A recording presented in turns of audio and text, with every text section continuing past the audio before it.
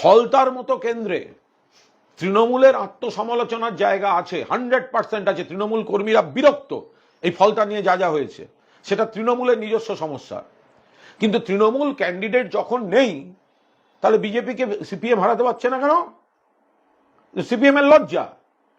Trinamool candidate ভোটের আসর থেকে সরে গেছে, তাহলে সিপিএম এবার সেটা করে দেখালো না কেন? কে বারণ করেছিল?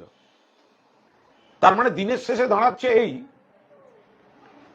যে তৃণমূল কংগ্রেসই পারে বিজেপিকে রুখতে। কোথায় একটা ধরপাকড় হয়েছে, ক্যান্ডিডেট সরে গেছে, এটা তার ব্যাপার। কোনো একটা বিভ্রাট ঘটেছে, ওটা তৃণমূল ঘরে বুঝবে। কিন্তু তৃণমূল নেই, তাহলে সিপিএম কেন পারল না? কেন কংগ্রেস পারল না?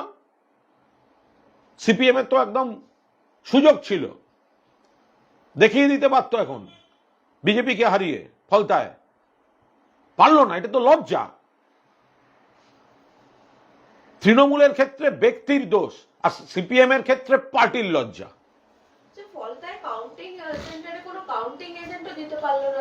তৃণমূল কি করে কাউন্টিং এজেন্ট দেবে? যেখানে আর কেনই বা দেবে? যেখানে ক্যান্ডিডেট বলেছে আমি নেই, তা তার হয়ে কেন লোক গুনতে বসবে? সেখানে ক্যান্ডিডেট যেভাবে সরে গেছে সেটাই আমাদের আপত্তি আছে, সেটা আমরা দল তার মতো বলবে। দলের আত্মসমালোচনার দরকার আছে। দলের কর্মীরা বিরক্ত, এই ফলতা মডেলে দলের মুখ পুড়েছে। কিন্তু কেন তৃণমূল সেখানে বসবে? কাউন্টিং কার ভরসায়, কিসের জন্য বসবে? এটা তো কোনো কোয়েশ্চেন হতে পারে না। তৃণমূল দিতে পারেনি, কিছু লোককে তো আটক করে রেখেছে, কয়েক হাজার লোককে আটক করেছে, ঘর ছাড়া অ্যারেস্ট করেছে, ভোট করতে দেয়নি। ফলে ক্যান্ডিডেটের সরে যাওয়া সেটাও একটা কারণ। ওর হয়তো আগে ঘোষণা করাটা উচিত হয়নি। ওর বুক চিতিয়ে দাঁড়িয়ে হারলে হারবো, জিত দিলে জিতবো, কিন্তু ময়দান ছেড়ে যাওয়াটা উচিত হয়নি। ওটা ভালো বিজ্ঞাপন নয় দলের জন্য। সেই জন্য দলের কর্মীরা বিরক্ত। কিন্তু তার মানে এই নয় যে তৃণমূল কাউন্টিং এজেন্ট দিতে পারিনি। আরে ক্যান্ডিডেটই বলে দিয়েছে আমি লড়ছি না, সেখানে ওখানে কাউন্টিং এজেন্ট করবে কি? আসল কথাটা হচ্ছে ওটা সিপিএম এর লজ্জা। তৃণমূল তো নেই। তৃণমূলের সমালোচনা তো অনেক হলো, জাহাঙ্গীর খানের সমালোচনা তো অনেক হলো। এবার প্রশ্নটা হচ্ছে তৃণমূল না থাকলেও তো আপনারা বিজেপিকে হারাতে পারছেন না, তার কি হবে? তাহলে মেনে নিন যে তৃণমূলই পারে বিজেপিকে হারাতে, আর আপনারা শুধু ভোট কাটার ভূমিকায় থাকেন। এখন অবধি ফলাফলের রেজাল্ট যেদিকে যাচ্ছে, দেখা যাচ্ছে বিজেপির জয়লাভের সম্ভাবনা প্রবল হচ্ছে। আরো সেই জায়গায় দাঁড়িয়ে তাহলে কি ডায়মন্ড হারবার মডেল কোনো কাজই করলো না ফলতাতে? কোথাও একটা তো গলদ ছিল, 100 বার গলদ ছিল। এটা দলের আত্মসমালোচনার জায়গা। নেতৃত্ব নিশ্চয়ই দেখবেন যে এইভাবে ফলতা এই ধরনের হলো কেন। সারা বাংলাতেই ইসিকে ব্যবহার করে ভোটার লিস্টে কারচুপি, তৃণমূল কর্মীদের, ওয়ার্কারদের, এজেন্টদের উপর ঝামেলা, কেন্দ্রীয় বাহিনীর অপব্যবহার, পুলিশের অপব্যবহার, এগুলো সবাই দেখেছে। কিন্তু একজন ক্যান্ডিডেট যে নাকি আগের নির্বাচনে ওখান থেকে এমপিকে লিড দিয়েছে 1.5 লাখের বেশি ভোটে, সে হাত জোড় করে বলছে মুখ্যমন্ত্রীর অমুক তমুক আমি করে আমি সরে যাচ্ছি, এটা একদম ভালো বিজ্ঞাপন হয়নি। এটা দলের অত্যন্ত ফেস লস হয়েছে এবং দল এটা আত্মসমালোচনা করবে। আমি শুধু বলছি তৃণমূলের সমালোচনা তো অনেক হলো, তো তৃণমূল তো নেই, তাহলে বাকিরা সিপিএমকে হারাতে পারলো না কেন? সিপিএম কেন হারাতে পারলো না? বাকিরা কেন বিজেপিকে হারাতে পারলো না? সিপিএম কেন গিয়ে বিজেপিকে হারাতে পারলো না? তৃণমূল ক্যান্ডিডেট তো সরে গেছে। তার মানে এটা প্রমাণিত যে বাংলায় বিজেপিকে হারাতে পারে শুধুমাত্র তৃণমূল কংগ্রেস। ঈদের নামাজ আর রেড রোডে হবে না, 28 তারিখ ময়দানে, অর্থাৎ ব্রিগেডের ময়দানে নামাজ পড়া হবে বলে জানানো হয়েছে। এই সিদ্ধান্তকে কিভাবে দেখছেন? না, এটা প্রশাসনিক বিষয় এবং এটা যাদের বিষয় তারা নিশ্চিতভাবে গোটা বিষয়টা তাদের সংগঠনগুলি, ধর্মীয় নেতৃত্ব তারা খতিয়ে দেখবেন। এ ব্যাপারে আমি কোনো মন্তব্য এখনই করব না। রাস্তা আটকে বারবার যে কথাটা হচ্ছিল, রাস্তা সেক্ষেত্রে খোলা থাকছে, সেটা কি একটা সুবিধাজনক বিষয় হচ্ছে?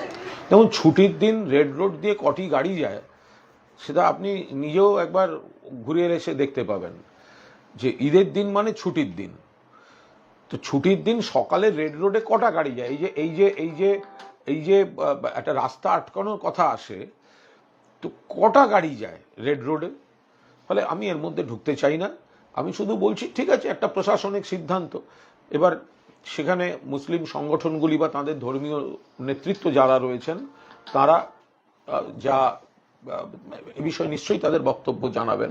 আমরা বলি সব রাস্তাতেই গাড়ি চলে, সব রাস্তাতেই সব হয়, কিন্তু কিছু ক্ষেত্র বিশেষ থাকে, সব ধর্মের কিছু সামাজিক কিছু উৎসব, রাজনৈতিক দলের মিছিল যায় না রাস্তা দিয়ে,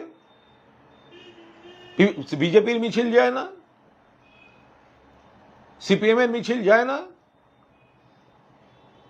তো ফলে এইগুলো আলোচনা করে কোনো লাভ আছে? এখন বোঝাই যাচ্ছে কারা কাদের টার্গেট করে কি করছে।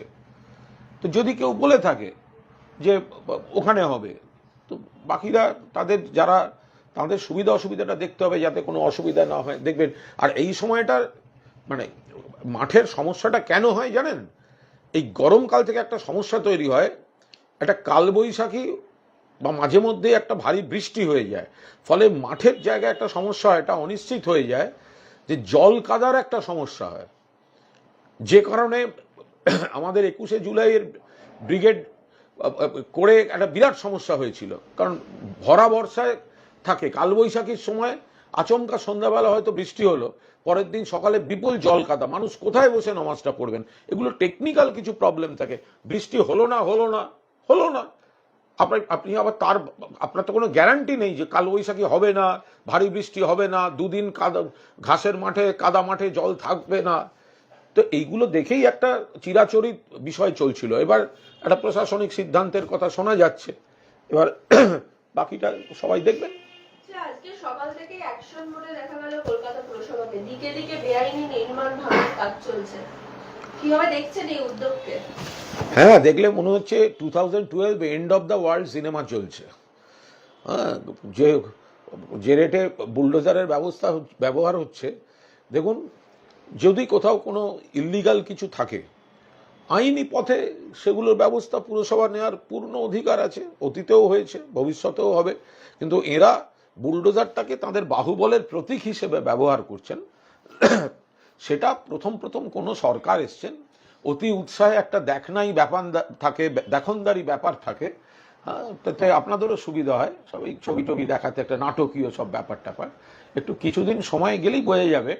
শহরের আমি 2-4টে এলাকার নাম করতে চাই না, বুলডোজারগুলো একটু সেই দিকে একটু দিক না, সেই দিকে ঘোরাক না, তখন দেখবো সরকারের নিরপেক্ষতা কোথায় থাকে। এই সরকারের নিরপেক্ষতা শুধু পার্টিকুলার 2-1টা জায়গায় যাচ্ছেন, আমি কোথাও কাউকে জাস্টিফাই করছি না। যদি কোনো বেআইনি কিছু থাকে আপনি ভাঙুন, নিয়ম মতো ভাঙুন, তাকে নোটিশ দিয়ে তাকে সুযোগ দিয়ে। আবার দেখবেন অনেক জায়গায় কি হয়, কোনো প্রমোটার হয়তো বেআইনি করে দিয়ে চলে গেছে, এবার রয়ে গেছে যিনি কিনেছেন তিনি পড়ে আছেন, তিনি হয়তো এত কিছু জানেন না, বা সেই পরিবারগুলো অথই জলে পড়ে। এগুলো খুব সমস্যার। ফলে এগুলো নিশ্চয়ই তারা দেখবেন। আর শহরের বেশ কিছু জায়গা আছে, শহরের বেশ কিছু প্রান্ত আছে, একটু গঙ্গার দিকে যেতে গেলেই সেই প্রান্তগুলো দেখতে পাবেন। তো সেই সব জায়গায় একটুখানি বুলডোজারটা নিয়ে ঢুকুন না, সেখানেও তো মাঝে মধ্যে ভয়ঙ্কর অগ্নিকাণ্ড ঘটে। সেখানেও তো ঘনবসতি এলাকায় প্রচুর ব্যবসায়ী সব দোকান আছে, ঘরে ঘরে ব্যবসার দোকান আছে। বিজেপি সরকারের ক্ষমতা হবে সেই জায়গায় বুলডোজার নিয়ে ঢোকাবার, সেই জায়গার ইলেকট্রিক কানেকশন চেক করবার ক্ষমতা হবে তো বিজেপি সরকার। তখন বুঝবো বুলডোজারের দম কতখানি। যান না একবার সেই সব বড় বড় বাড়িগুলোয়, যেখানে ঠাসা দোকান, হোলসেলার, জায়গাগুলোর নাম আর করছি না, কারণ সেখানেও বহু মানুষের রুটি রোজগার জড়িত। ক্ষমতা হবে সেখানে গিয়ে বুলডোজার নিয়ে যাওয়ার। দাদা, যে জায়গাগুলো এখনো অব্দি ভাঙা হয়েছে বা হচ্ছে, প্রত্যেকগুলোই দেখা যাচ্ছে আইনগতভাবে করা হয়নি, বেআইনি নির্মাণ বলেই ভাঙা হচ্ছে।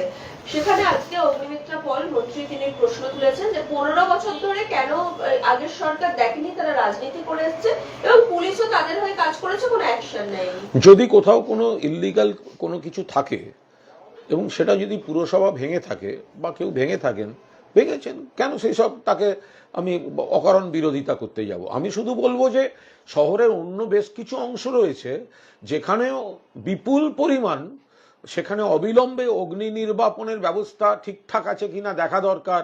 গাদা বেআইনি নির্মাণ হয়ে আছে, সেখানে বুলডোজার চলা দরকার। তো সেইগুলোর দিকে যদি বিজেপি সরকার একটুখানি তাকায়, তাহলে ব্যাপারটা একটু নিরপেক্ষ বলে মনে হয়। যদি কেউ বেআইনি কনস্ট্রাকশন করে থাকেন এবং পুরসভা বা কনসার্নড অথরিটি বারবার বলার পরেও যদি কেউ না সেটাকে সংশোধন করে থাকেন, তাহলে প্রশাসন যদি ব্যবস্থা নেয়, আমি সেখানে কোনো মানে অকারণ তার বিরোধিতা করার কোনো কারণই খুঁজে পাচ্ছি না।